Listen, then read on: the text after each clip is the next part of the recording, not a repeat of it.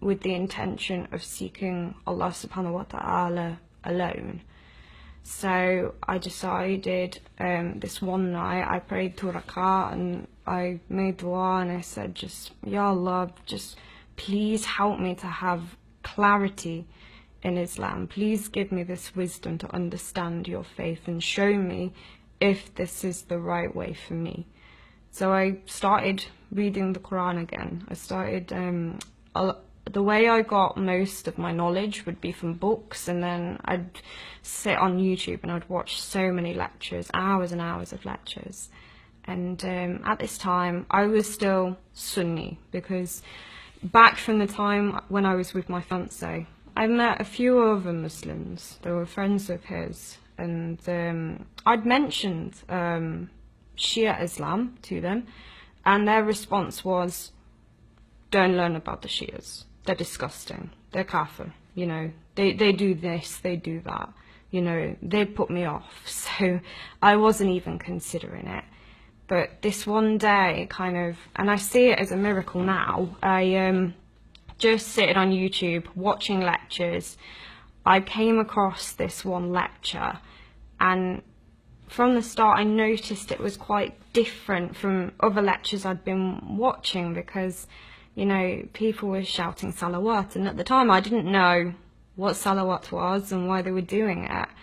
And I quickly realised that actually this was a Shia lecture that I was watching. And part of me was just like, maybe I shouldn't be watching this. Maybe I should just switch it off. But out of kind of sheer curiosity, I decided to give it a chance, and I just sat and watched it. And the speaker was Dr. Sayyid Ahmad, and the video I was watching was discussing the Shia view on the wives of the Prophet sallallahu alaihi wa alihi. And I was expecting, I don't know what I was expecting. I was just expecting it to be a joke, really, and a just massive insult. But just the way he spoke was with such eloquence and dignity and honour as well. I liked the fact that he was doing academic discussion, but he wasn't cursing anyone. He wasn't, you know, calling the wives in any kind of derogatory names. It was all very respectful, and I appreciated that.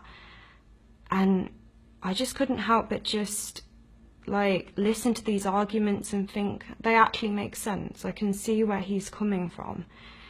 So, but kind of part of me didn't want to believe it, because again, it was this fear. I'd been taught that the Sahaba and the wives of the Prophets, you know, you cannot criticize them at all. Like, any slight criticism, that means that you're a disbeliever in the eyes of Allah subhanahu wa ta'ala.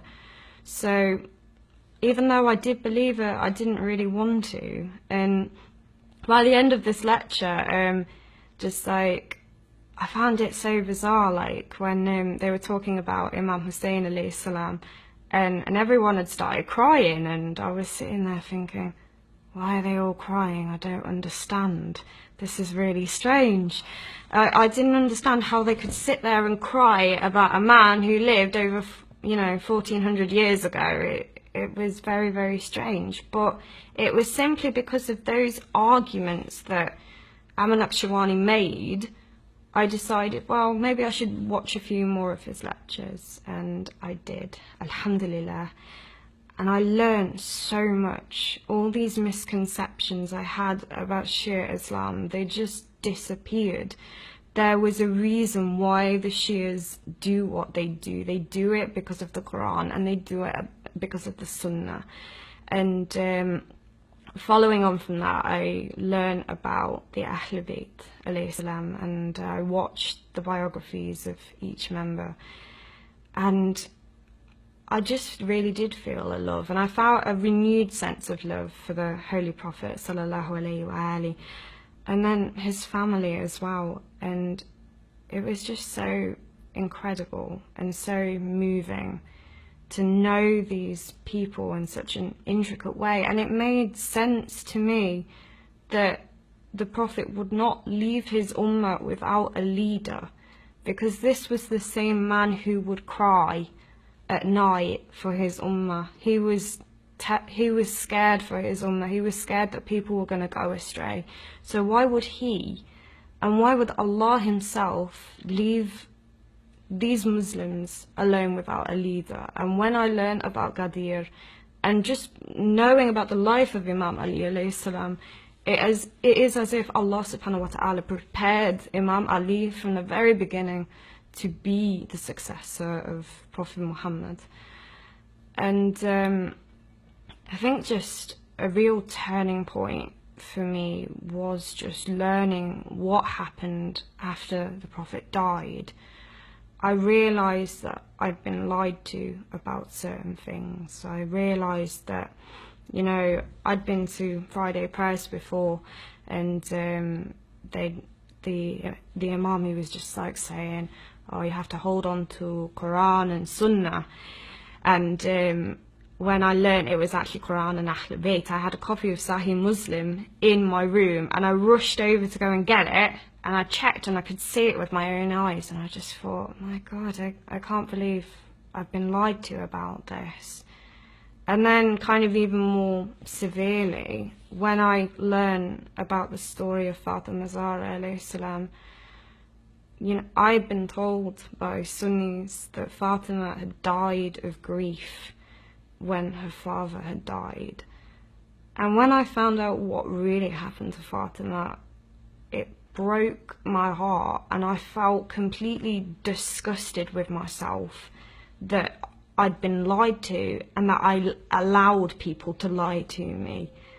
And it broke my heart in so many ways. And I think what resonated me with the story of the attack on Fatima's house was, you know, when her ribs were broken, I just imagined the agony that she would have gone through. You know, I'm a horse rider myself, and there's loads of times that I have fallen off a horse and I've had a bad fall, and I've just lay there on the ground and just thought, what if all my bones are shattered under my body protector? What am I going to do? Or what if my elbow's broken?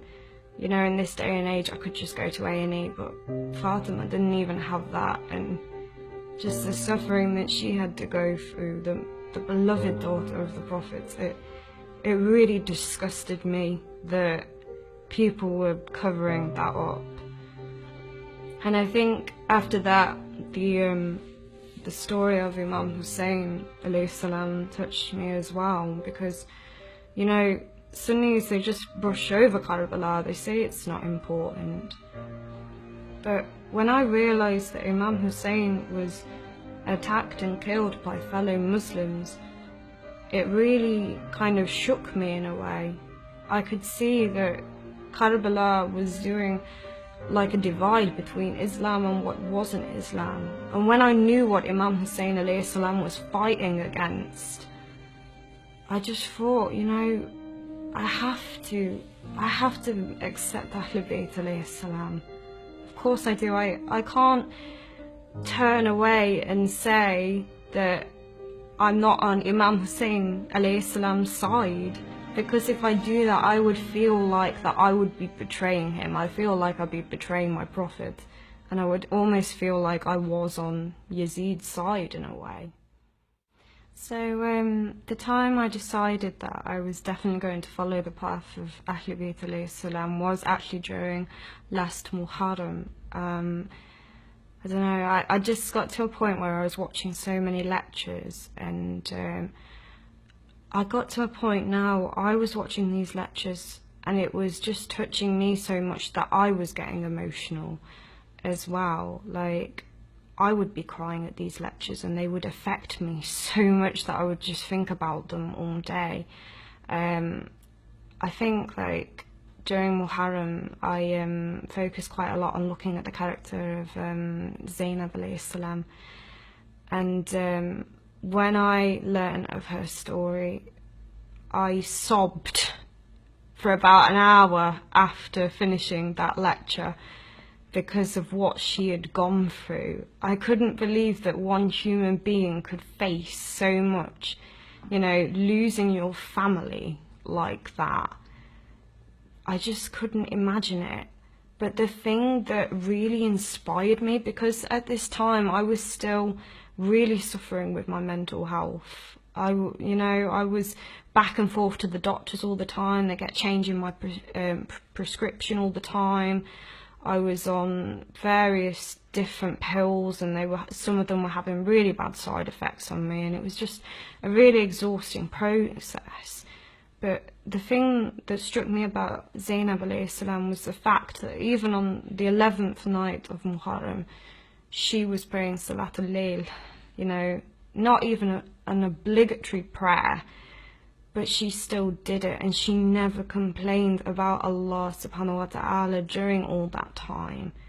And it did make me realise that, the evils that had been done to me in my life, that was not Allah.